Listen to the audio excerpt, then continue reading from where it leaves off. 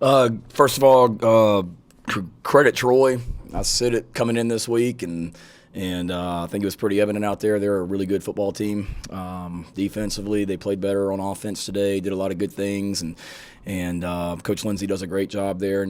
And I talked on Tuesday about how hard they play, and you saw that today. So credit them, and best of luck to them for the rest of the season. I don't know about you guys. I feel like I aged about 40 years during that game. I don't know if it was the same in the press box, but man, but proud of our guys and proud of our guys and the way they battled and never flinched. And obviously a huge play by Spalding there at the end of the first half to give us momentum going into halftime. But, we talked about it at halftime that we're in a dogfight, and this is a good football team that's going to come back out in the second half. And we said, let's just get this thing to the fourth quarter. And we're built for this, and we've continued to find ways to win games in the fourth quarter if you look at East Carolina as well. And that's what those guys did today. So proud of them, man. And in all three phases, defensively, just making stops over and over again and scoring touchdowns, really what should have been 2 touchdowns on defense today. But, blocking a punt, we probably lead the country right now in block punts if I'm guessing. That was huge. Parker White kicking field goals, Kai Kroger punting the football. And then offensively, you look at it, we did a lot of really good things. We missed some open throws.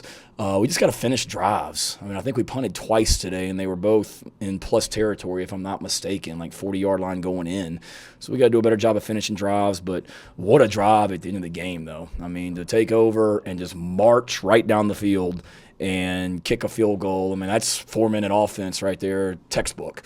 With the plays we made, and so a lot to build up on. Obviously, we talk about playing smart football, and we didn't do a great job of that today, but it's all correctable, and that was a hell of a win.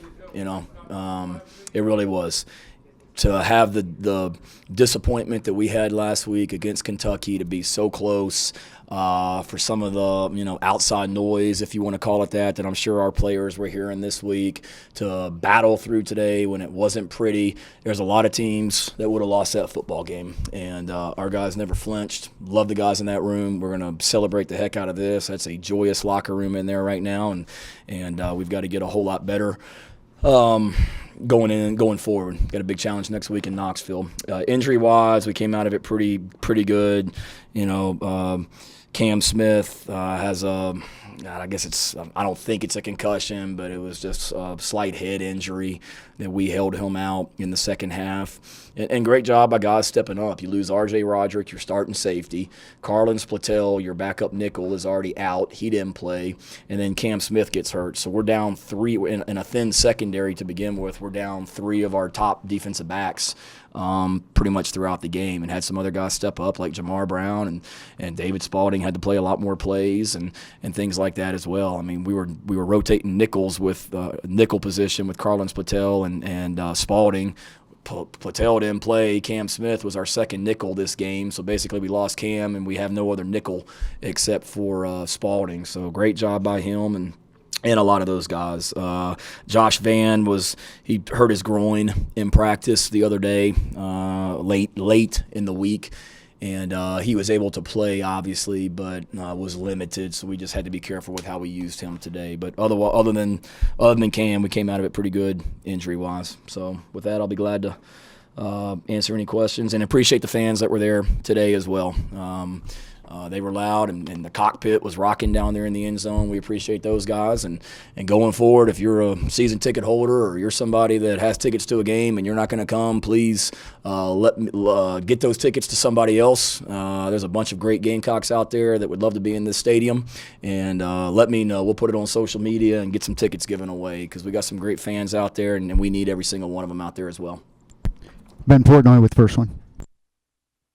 Shane, have you ever seen anything like that couple of fumble play that Jamar drops the ball short? I guess, what was your angle on it? I guess, for lack of a better term, what the hell went on that play? That was like the longest play in the history of college football with the way it happened. My gosh, it's I see the fumble happen. I knew it was a fumble. Then we pick it up, and it's just like slow motion, hoping you're going to fall on the ball and don't give it back to them. And then all of a sudden it pops out of there, and you realize we're going to score. And I did not have an angle on him dropping the ball before he got to the end zone. I didn't even think of that. When they initially went to review it, I asked, "What are you reviewing?" And it was just to make sure that he wasn't down Damani on the fumble. And then our coaches in the box actually told me it looks like he fumbled before the ball crossed the goal line. So I didn't mention that to the officials. I was hoping they didn't notice it. But obviously they're too good up in the press box, and that wasn't going to get past them on the replay. Tough play. Obviously that can't happen. I mean, geez, that was that could have been the ball game right there, and that was tough. But the defense comes right back out, and just, we talk about all the time, just our mantra is just put the ball down. So dealt with some adversity, put the ball down, and go back out and get another stop. David Cloninger. Hey, Shane, thanks for doing this. What is Carlin's injury, and also about Jalen Nichols? And is Kevin Harris 100%? He seemed to be kind of laboring a little bit there early. Jalen Nichols, I'm sorry, he didn't play. He has a high ankle sprain. Sorry about that, David. I forgot about Jalen. He, earlier in the week, we felt like he'd be okay. He just didn't come along in rehab as quick, or treatment as quick as we wanted, so he was not healthy. Platel's nothing serious. It's a little bit of like a leg contusion or bruise. When I talked to him on Wednesday night, he felt like he was going to be able to practice and be fine on Thursday, but he just didn't feel great on Thursday and didn't feel well enough to play. And Kevin, as far as I know, was healthy. I didn't talk to him after the game. Clint Haggard told me our only issue was Cam. So as far as I know, Kevin's healthy. Colin Taylor. Yeah, Shane, I think you guys talked a lot about penalties earlier in the season, and I think 10 for 93 yards today. How do you go about addressing that with the team, and what were the conversations like with Jamar after that play? Coach White and Coach Gray, obviously, coaching them up and getting that corrected. I didn't have to say a whole lot to him at that point. I mean, it was what it was, and we had to come right back out on defense and get another stop. It's not good enough. It's not like we're not emphasizing it. We've started again the Kentucky week. We started doing different things in practice to try and just emphasize playing smart football and not beating ourselves. And it was better last week. This week we really tried to emphasize different areas, and we always emphasize playing smart football, but it's just one of those things we got to continue to coach it and teach and learn. And it's not like we're not talking about it. It's not like we're not holding them accountable during the week in practice and off the field. We are, but obviously it's got to be better because it's not good enough right now. Mike Yuva. Shane, Luke throwing for a career high today, passing yards, and in the first half he was able to achieve that feat, throwing for 202 yards. What have you seen with him being able to continue to get back? I know we keep using that number 100%, but continuing to get back to what Luke looked like, or at least as close to what he looked like before the injury. Yeah, he's doing a good job. I mean, he made some really nice throws today and did a good job. We missed some throws, obviously. Quarterback, receiver, running back, tight end, all of us, got to execute and make plays when plays present themselves. But I think he's just continuing to get more and more comfortable. And like I told you guys, I mean, today was his second start of the year and his fourth start ever as a college quarterback. So he's continuing to get better. And I think the thing with him is just, and we were talking to him about it during the game, like when it's not there, like, run.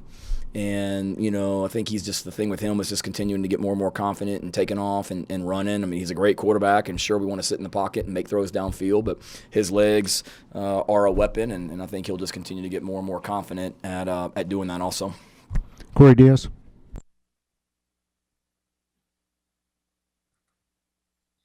Shane, noticed early on lots of looks for Jaheim, Nick, EJ from the tight end spot. So it got me thinking, I'm kind of curious, how much for you guys as a coaching staff and maybe just in the sport of college football as a whole, knowing who is in visiting, how much does that factor into what you kind of want to show out on the field and what you do? We want to spotlight our best players. How about that? But no, we that's a good question. I I did think of that during the game a couple times when Nick and Jaheim caught a couple balls for sure. I can't lie and tell you that I wasn't thinking about it. But, no, I mean, we go into the game. I mean, we had some throws last week for those guys as well. I mean, the play that we threw to Jaheim down the sideline last week over there on the sideline, I mean, that was a play that we saw the formation. We knew what they were going to be in, talking about Kentucky, and we checked to get the ball to Jaheim on the sideline on that play. So it's something that we always do. I mean, our tight ends are weapons, and we want to continue to find ways to get them the ball. We felt really good about the matchups today against Troy, and we're trying to target those guys, but that was solely because we're trying to do our best to win a football game. Cam Gaskins. Hey, Shane, Coach Satterfield emphasized earlier in the week how important it was to get the offense going on third down again after the struggles last week. Felt like those struggles were still there today. From your vantage point, what are the issues on third down, and what do you try to do to correct that moving forward? Just continue to, one, stay out of them, be better on first down and second down so you don't get into third down situations. And then we just got to be able to execute. I mean, I can't remember all of them today. I mean, a lot of them were plays, I think. Just going back on the video, we're going to see that we had people open. We just got to throw and catch. We got to protect better a little bit on third down. I know on one of those we got a couple pressures, and it starts on first and second down. But we've certainly got to be better and just continue to get more and more efficient. I mean, we just weren't. I know we had a play on offense today where we had 12 in the huddle. That can't happen. We had to burn a timeout because we had two guys in the game that there was some confusion on what they were doing. We had a timeout, coming out of a timeout, just didn't execute a play as well as we needed to coming out of a timeout. And that goes back to us again. But we've just got to continue to just be efficient, and that is first down and second down for sure. Augusta Stone.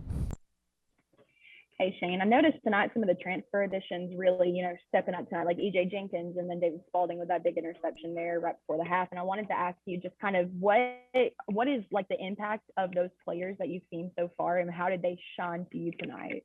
I mean, they thank God we have them.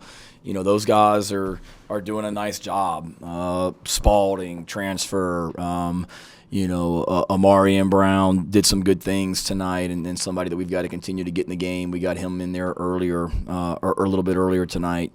EJ, like you're talking about, so for sure, those guys are impact guys, and they're continuing to get better and better. And getting EJ and some of those guys in the game, I mean, that was a point of emphasis. We need to get those guys going, and it's nothing against the other receivers, but we can't ask our receivers to play 75 plays or 50 plays or however many we're out there on offense. We got to be able. We got good players. We got to play them all, and we got to keep them fresh. And those transfers and new arrivals, I count the freshmen in that as well. I mean, you saw Juju have some nice runs and did some good things tonight. So we're a young football team and a new football team in a lot of ways, and those guys are just continuing to get more and more comfortable out there.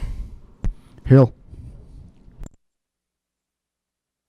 Hey, Shane, I was just wondering what you made of the line of scrimmage, both sides of the ball. It seemed like Troy was able to move the ball pretty effectively on the ground, and y'all struggled to move the ball that way. Just kind of your take on both sides of the line. Well, I mean, we'll see what it looks like when I get home tonight and watch it on the iPad. But, I mean, we certainly struggled at times to run the football.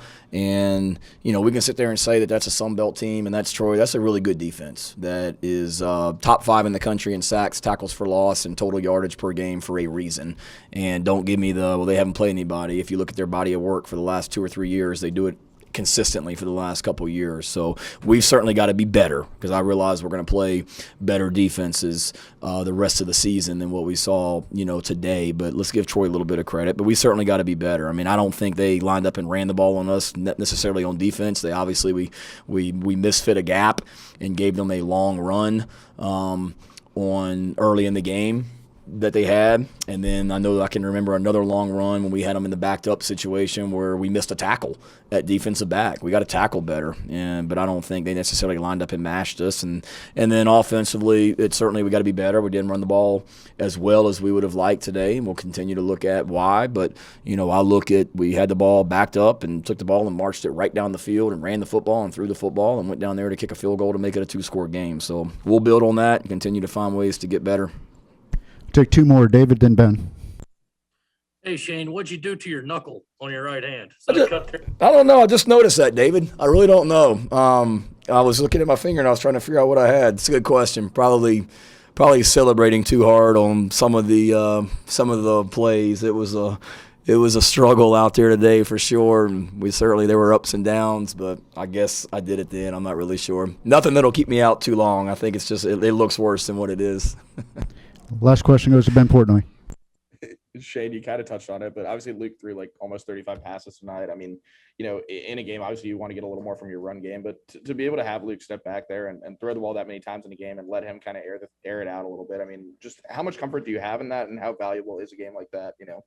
3, 4, 5 games into the year now. And no, we got to be able to take shots down the field. I mean, right now, y'all realize, I mean, we're not just lining up and just marching the ball down the field for 80-yard drives and touchdowns. And defenses are too good nowadays in college football, and we've got to be able to create explosive plays. We've got to be able to create shot plays, and that's in the run game and the pass game. And we got good coaches, we got weapons on offense, and we've got to be able to protect and throw the ball down the field. And emphasize that today. We wanted to I don't want to say open it up necessarily, but try and get that passing game going and get the ball to our best players. We talked all week about just players, get the ball into our best players' hands, and we had things today for a lot of those guys, and did a good job for the most part, but certainly got to be better. But yeah, absolutely, it's good when you're able to do that. And as Luke gets more and more comfortable and confident out there, I think we'll have the ability to connect on a lot more of those as well. Especially as you're able to throw the ball down the field, that opens up more and more things for